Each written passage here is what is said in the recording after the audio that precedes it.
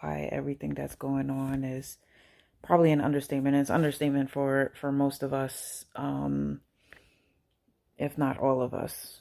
And this morning I woke up and I had this feeling like, okay, all right, where do we need what do we need to do? Where do we place our energy? What do we do next?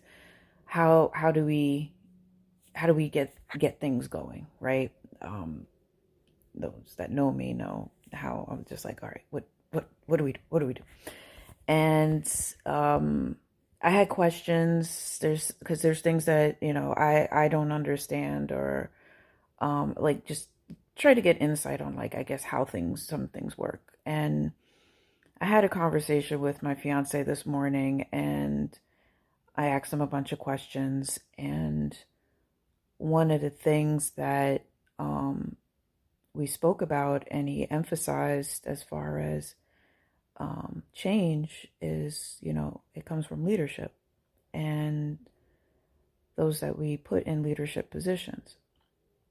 So fast forward to this evening, I happened to jump on Twitter because I was actually looking for something else, and I guess just kind of digging in the dirt of all the stuff that's out there. But I was very pleasantly surprised to find something that basically answered a lot of the questions that I have. And I'm going to share the article, I'm going to share the link, but I actually wanted to read it word for word. It's a 4-minute read, so you join in with me. But I wanted to make sure that it's read, and for those in the back or those that maybe don't want to read and just want to hear my voice. So the article is called How to Make This Momentum the Turning Point for Real Change. It's on medium.com, and it was written by Barack Obama this morning. Get excited. As millions of people across the country take to the streets and raise their voices in response to the killing of George Floyd and the ongoing problem of unequal justice, many people have reached out asking, how can we sustain momentum to bring about real change? Precisely my question. Ultimately, it's going to be up to a new generation of activists to shape strategies that best fit the times. But I believe there are some basic lessons to draw from past efforts that are worth remembering. First, the waves of protest across the country represent a genuine and legitimate frustration over a decades-long failure to reform police practices and the broader criminal justice system in the United States. The overwhelming majority of participants have been peaceful, courageous, responsible, and inspiring. They deserve our respect and support, not condemnation. Something that police in cities like Camden and Flint have commendedly understood. Shout out to Jersey. On the other hand, a small minority of folks who've resorted to violence in various forms, whether out of genuine anger or mere opportunism, are putting innocent people at risk, compounding the destruction of neighborhoods that are often already short on services and investment and detracting from the larger cause. I saw an elderly Black woman being interviewed today in tears because the only grocery store in her neighborhood had been trashed. If history is any guide, that store may take years to come back. So let's not excuse violence or rationalize it or participate in it.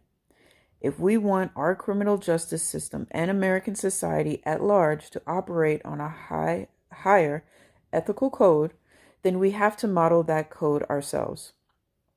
Second, I've heard some suggest that the recurrent problem of racial bias in our criminal justice proves that only protest and direct action can bring about change, and that voting and participation in electoral politics is a waste of time.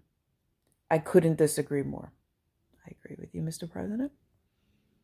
The point of protest is to raise public awareness, to put a spotlight on injustice, and to make the powers that be uncomfortable. In fact, throughout American history, It's often only been in response to protest and civil disobedience that the political system has even paid attention to the marginalized communities. But eventually, aspirations have been translated into specific laws and institutional practices. And in a democracy, that only happens when we elect government officials who are responsive to our demands. Moreover, it is important for us to understand which levels of government have the biggest impact on our criminal justice system and police practices. When we think about politics, a lot of us focus only on the presidency and the federal government. And yes, we should be fighting to make sure that we have a president, a Congress, a U.S. Justice Department, and a federal judiciary, and that actually recognize the ongoing corrosive role that racism plays in our society and want to do something about it. But, and this is highlighted, the elected officials who matter most in reforming police departments and the criminal justice system work at the state and local levels. It's mayors and county executives that appoint police chiefs and negotiate collective bargaining agreements with police unions. It's district attorneys and state attorneys that decide whether or not to investigate and ultimately charge those involved in police misconduct. Those are all elected positions. In some places, police review boards with the power to monitor police conduct are elected as well. Unfortunately, voter turnout in these local races is usually pitifully low, especially among young people, which makes no sense given the direct impact these offices have on social justice issues.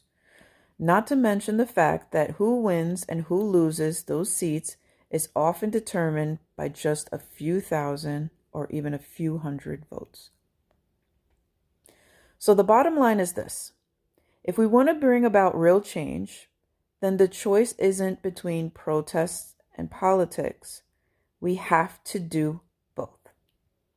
We have to mobilize to raise awareness. We have to organize and cast our ballots to make sure that we elect candidates who will act on reform. Finally, more specific, we can make demands for criminal justice and police reform.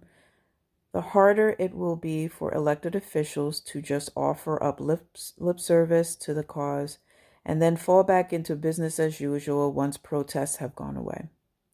The content of that reform agenda will be different for various communities. A big city may need one set of reforms, a rural community may need another.